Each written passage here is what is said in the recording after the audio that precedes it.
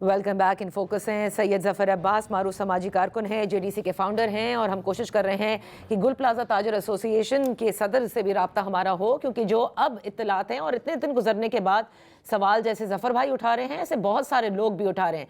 آپ نے ظفر بھائی ذکر کیا کہ کیا وجہ ہے کہ اتنی بڑی جو مارکیٹ کی ایسوسی ایشن ہے ان کی جانب سے کسی قسم کا کوئی کاؤنٹر نہیں ہے جو بنایا گیا ہو متاثرین گل پلازا کے لیے، اور جب اندر سے کوئی بھی لاش، تو میں کیا کہوں، کیونکہ فائر آفیسر کی جانب سے تو آج یہ بیان تھا نا کہ اب لاشیں نہیں صرف ہڈیاں ہی مل رہی ہیں، اور کوئی بھی جو باقیات ہیں وہ ان کی مرضی سے بغیر کیسے اپروو ہو کر دی جا رہی ہیں، یا اور بھی بہت سارے معاملات ہیں۔ تو آپ کو کیا لگتا ہے، آپ کا اپنا مشاہدہ کیا ہے، کیونکہ آپ نے اتنے سارے ڈیزاسٹرز میں کام کیا ہے، سب کچھ آپ کے سامنے ہے، اور آپ سوال بھی کچھ جو زوم آئی نہیں اٹھا رہے ہیں، کھل کر بتائیے۔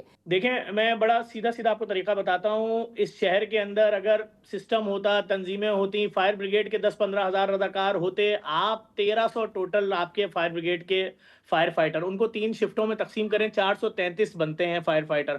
433 کو اگر 28 سینٹروں میں تقسیم کریں، 14 آدمی آتے ہیں، 14.5 آدمی ایک سینٹر میں۔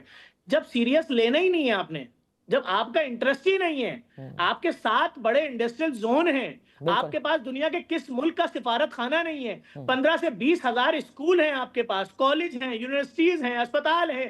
کل جب یہاں پر اسی طرح کی آگے لگائیں گے تو ہم پھر انتظار میں بیٹھے رہیں گے، بھئی آگ لگ گئی ہے، اب ہم نے یہاں 1400 بچوں کی لاشیں ریسیو کرنی ہے، پھر وہ بولیں گے نہیں آپ کو یاد نہیں ہے گل پلازا میں لاشیں نہیں ملی تھیں، ہڈیوں کا پاؤڈر ملا تھا تو ہم تھوڑا 1-1 کلو پاؤڈر سب کو دے دیں گے، دفنا دیں۔ یہ کون سی پریکٹس کرا رہے ہیں کراچی کو؟ یہ جو 68% ریونیو دے رہا ہے پاکستان کا، اس شہر کے اندر کوئی نظام ہی نہیں ہے۔ ابھی میں نے آپ کے سامنے ڈی سی صاحب سے پوچھا، ڈی سی صاحب جدید ترین ایکوپمنٹ کیا تھا آپ کے پاس؟ تو انہوں نے کیا بولا بیچارے نے؟ انہوں نے کہا تھا جب آپ ان کو کچھ دو بھی تو وہ اس کو استعمال کریں گے نا۔ اچھا، تو جب ہے ہی نہیں، بالکل یہ بات صحیح ہے، یہ بات درست ہے، اور آج ایک بات یہ بھی کہی گئی ہے وزیر اعلیٰ کی جانب سے کہ اب ایک کوارڈینیٹڈ ایفرٹ جو ہے جس کا فقدان نظر آیا، تو یہ تمام تر اداروں کو شاید ایک کوارڈینیشن میں کیا جا رہا ہے۔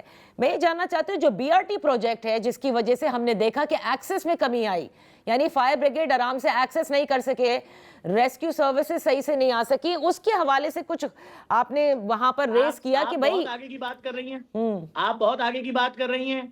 میں تو آپ سے کہہ رہا ہوں نا، نیپا والے ہائیڈرنٹ پہ تو پہلے سی سی ٹی وی نکالیں۔ کیا سارے ٹینکر جا رہے تھے نمائش؟ ٹھیک، تو کیا پرائیویٹ گھروں پہ جا رہے تھے؟ 1 گھنٹے میں 2 روانہ کر دیتے تھے، کیوں نہیں سیریس لیا؟ اچھا، تو یہ قتل کی کم سے کم 100 ایف آئی آریں کٹیں گی، جہاں 40,000 یا 30,000 فائر فائٹر ہونے چاہیے، 20,000، وہاں 433۔ کچھ بھی نہیں، نہیں بعد آپ بول رہی ہیں اس آگ کا اندازہ کیوں نہیں لگا؟ کون لگائے گا؟ شہر میں سڑک نہیں، سارے گٹر کھلے ہوئے ہیں۔ کل جب یہ آپریشن چل رہا تھا، 70 سالہ بزرگ گٹر میں گر کے مرا۔